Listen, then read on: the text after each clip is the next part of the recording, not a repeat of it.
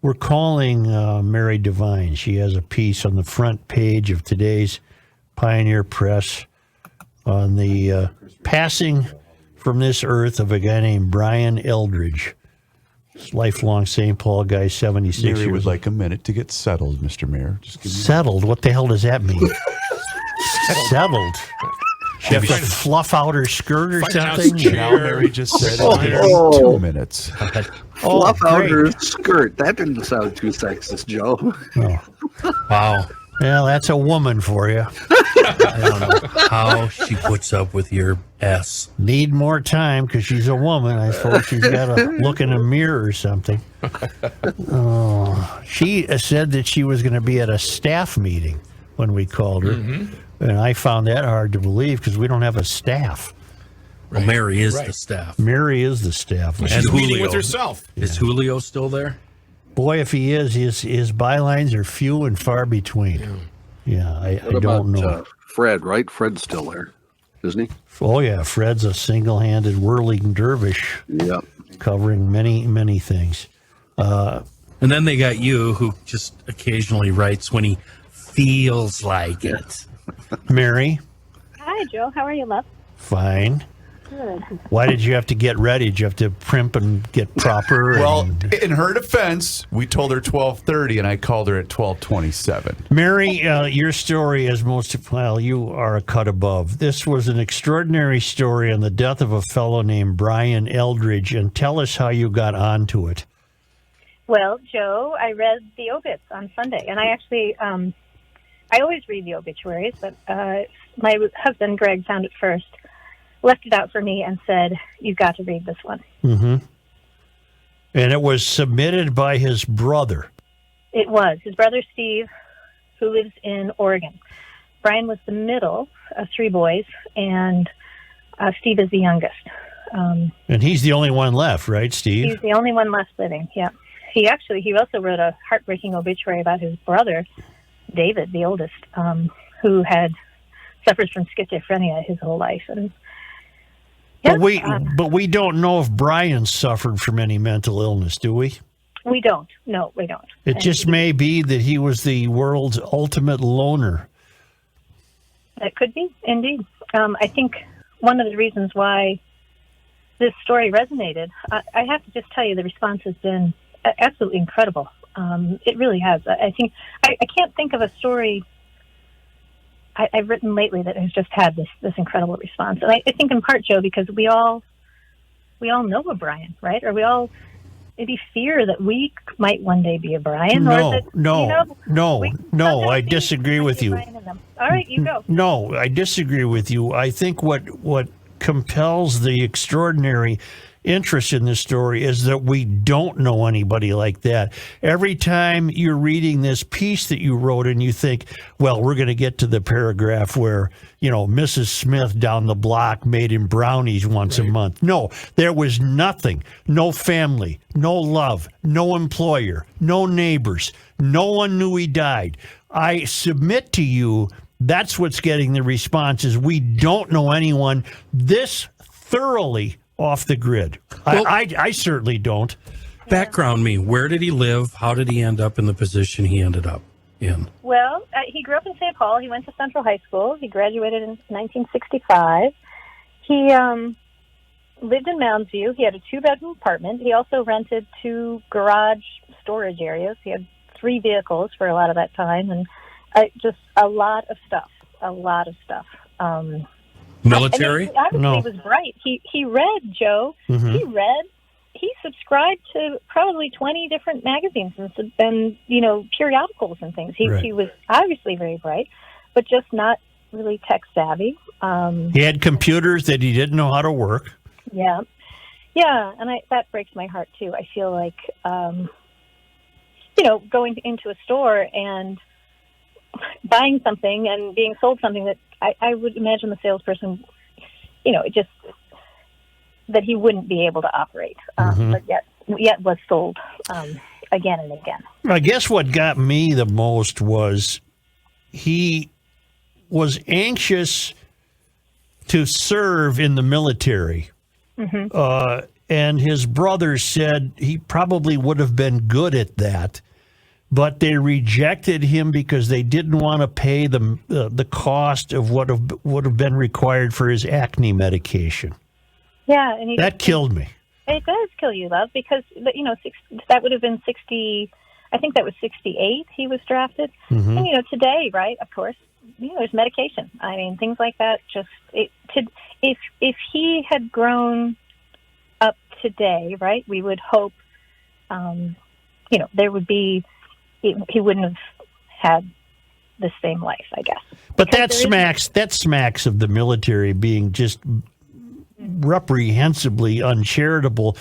Because what the hell do you care if a soldier's got acne or not? I don't know, and I don't know how bad it was. Yeah, who knows? But again, just sort of one thing after the other in this man's life that just, mishaps, just things that just didn't go right. He must have had a job or jobs. He did. Mary, explain those. Well, he delivered the newspaper. One of them was the Pioneer Press. And I actually, I know he was a good employee there. I heard from somebody who worked with him, the Pioneer Press. He delivered, I think, the Star Tribune as well. He also then was a night janitor at a bingo hall. And then the other thing he did was collect aluminum cans. Mm-hmm. And I don't know if are people still doing that, but that's what he would do. He'd go out to the dumpsters behind bars and restaurants at night and pick them all out and then sell them. Mm-hmm. And he had some money from his mom. He did. He had, he had this 300, when his parents died, he ended up with a brokerage account, and I assume it had been divided among the boys, but his was $300,000. And he said always from day one that he would never once touch the principal of that. Mm-hmm. The only time he took any money out of that account was to buy the new car. I think that was 2016, and his brother, Steve, he had this old rusted out van that never started, and he also had a Saturn. And he's kept both because he had to get to his job. If he didn't make it to his job in the middle of winter and it didn't start, so he wanted to have two cars, just as one is backup. But the brother finally convinced him to take some money out of that to buy this new car. So that was in 16. But the rest of the time he lived off Social Security and then, the interest and dividends from the account. Do we know where in St. Paul he grew up, and do we know anything about his parents? I don't, and I wish I had asked more about what neighborhood he was in. I know he went to Central, they went to St. Paul. And I'd asked his parents. I asked if there was a history of mental illness in the family, and the brother had schizophrenia and was diagnosed, and he's no. So, just an interesting man. Hair, Joe, down to the middle of his calves. I mean, long hair. Never cut his hair. Yeah, not in 45 years. And never went to a doctor. Never went to a doctor, ever. Not until the brother one time came back and he was bleeding from his nose. And the brother said, look, we've got to get you to urgent care right now. And that's when they diagnosed him with high blood pressure. But also, Joe, it was too long. The story just got, how it goes. It's just too long. But he had a hernia. The brother noticed he was in a hospital gown at urgent care, and he said, "What is that?" And he said, "Oh, that's my tumor." And he said it was about the size of a deflated football, and it had gone untreated this whole time. And so he did finally get in and get the hernia operated on.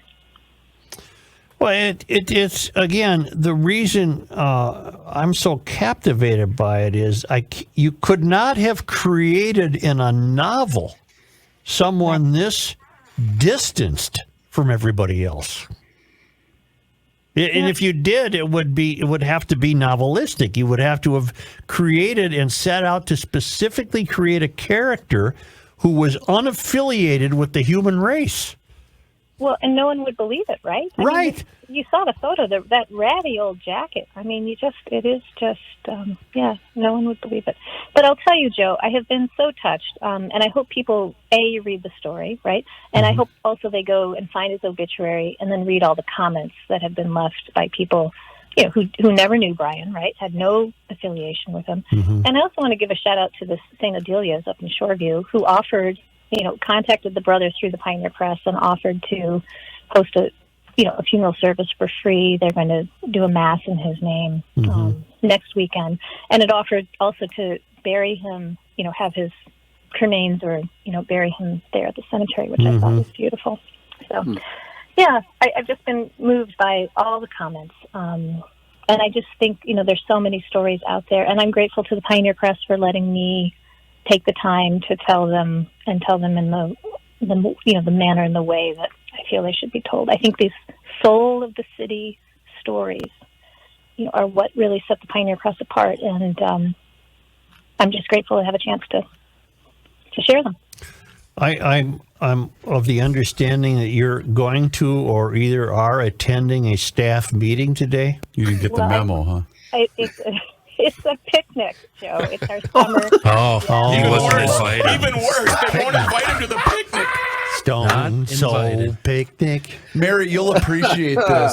Here at Hubbard Broadcasting, and I don't know if you guys at the Pioneer Press do the same thing, but when we mention a fellow employee's name, we look at Joe and we say, for $1 million, do you know who that person is? Mary, don't listen to this. Mary, I have something to tell you. Old Man Such here has been urging me, demanding that I sign up and get a subscription to the Pioneer Press, and for years I've been giving him the middle finger. I just signed up because of you. Because of you, Mary. I appreciate that. Well, she won't let you down. I said this is a cut above. This kind of story, Mary, is not that unusual. This is almost a staple of newspapers to search these kinds of things out. But you have a particular way of thoroughness, and I was again. You said at the beginning of this, you said, "Well, we all know somebody." No, we don't. That's why this one is so special. I agree with Mary because he grew up here in the Twin Cities. He still lives in the Twin Cities, and people knew him. So he wasn't Kenny. Who knew him? His employers. He got fired on Christmas Eve. Oh, that's cold. That is really cold. Yeah. Damn, that is cold. Ooh. Mary, did anyone know him? Well, I mean, I don't know, right, Love? I mean, I haven't seen on the obituaries, I was his, I worked at SA for 15 years. Yeah, I saw him every morning, and we talked when he came in. I mean, I love that he went to Super America he drove, it was 2 blocks from his house. Yeah. He drove to the SA, and he bought both newspapers, thank God for that, and he bought a lottery ticket, which I loved, and then some sort of frozen burrito or something. Joe, he never once operated his oven or stove or even his microwave until later when his brother, it was sort of like a relic, like a throwback to another time. Did he have a TV? He had a TV, but he didn't know how to operate it. He couldn't get it to work. He couldn't get the channels. Wow. Yeah, he couldn't get it. God, that's depressing. And he bought a 72-inch. He went to Best Buy and bought a 72-inch TV. That's in the story, yeah. Yeah. And he loved the Minnesota Twins, and that's why he wanted the TV, was to be able to watch the Twins, and I just don't think he ever really got that. Probably what killed him. Heartbreak. He was heartbroken. But to think he wouldn't go down the hall and knock on a door and say, "Could you help me find the Twins game on my TV?" Yeah. And I'm thinking, honestly, I was, normally sometimes, Joe, when I write stories like this, then the next day I'll hear from somebody, I actually lived down the street, or I lived across the hall from him. I have not. I mean, and I will tell you, thousands and thousands and thousands of people have read this story. And I thank you for bringing attention to it. Shout out to Kathy Wurzer at NPR, Jana Shortle. I mean, a number of people have commented and shared this story. But honestly, I only have I've heard from one person who had worked with him at the Pioneer Press, and I was just struck by that. He had said that he knew him, and they liked him, and just was so very sad to hear what had happened to him. So. Well, thank you, young lady, and keep it up. Yeah. Well, I'd also give a shout out to Dan Kelly. He read the story he reads to the blind on Yes, Thursday, he does. so, yeah. Yeah, and he did a beautiful job reading it. So, and Joe, I just always, your text this morning, I just want to it means a lot to hear from you, and I appreciate you. I know you read my stories, and I know you know what it takes to produce them. So I just am grateful for you for. Wait a minute. So he's nice to you, but he's not nice to No, us. I'm nice, Mary. Don't believe these people. They're I've never morons. gotten a nice text from Joe. Not once, ever. I do want to follow up on Kenny's comment about paying you a compliment and saying that he was drawn to the Pioneer Press website to sign up. And I did as well today. Kenny, what did it cost you for 6 months? $1. $1. $1. And Mary, that's why you're having a picnic in the park, because we don't have a building. No, but I want to shout out because really, I think people complain, "Oh, I hit the paywall. I'm not going to buy it. I'm not going to pay for it." It's $1. Seriously, It's $1. Yeah. Mary, we'll send you 4 quarters. I mean, That's the- great. Okay. that's the conversation I had with me. It's $1, dummy. Sign up. I do want to hear. This was Scott Franson, who worked at the Pioneer Press and helped with circulation. Mm-hmm. He sent this note. Mary, a touching and lovely story today on Brian. Brian was a paper carrier back in the 80s and 90s while I was at the Pioneer Press. He was loved, not just by the Pioneer Press employees that worked with him daily, but also by the several hundred readers who received their paper from him daily for all those years. Good. Thank you for bringing us this story. Cool. So I just want to shout out to Scott. And so, yes, so he was loved, and how many people, you know, it's, there you go, love. I don't know my paper carrier, and, you know, I'm grateful for. I do, and Brian. I do know mine, and we're lucky to get the paper by noon on Speaking of Sunday. Super America. Mary, thank you very much. Thank you. Take care, you guys. All right, Good to talk to goodbye. you all. Goodbye.